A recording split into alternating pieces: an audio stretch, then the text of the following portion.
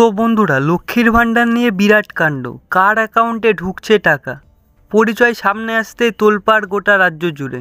তো বন্ধুরা, কী এই বিষয়, এটা নিয়ে আজকে আলোচনা করব।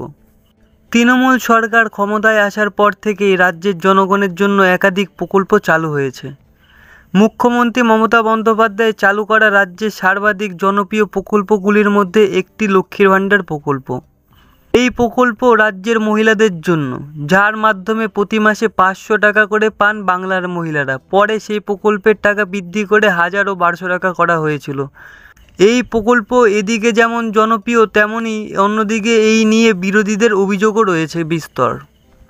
এবার এই লক্ষ্মীর ভাণ্ডার নিয়ে চাঞ্চল্যকর ঘটনা সামনে এলো।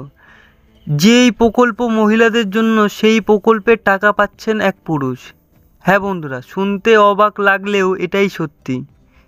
এমনই অবিশ্বাস্য ঘটনা ঘটেছে কুচবিহারের মাথাভাঙায়, যা নিয়ে রীতিমতো চাঞ্চল্য ছড়িয়েছে গোটা এলাকায়। সূত্রের খবর অনুযায়ী টাকা ঢুকছে মনোরঞ্জন দে নামে এক ব্যক্তির অ্যাকাউন্টে। যদিও এই বিষয়ে তিনি কিছু জানেন না বলেই মন্তব্য করেছেন।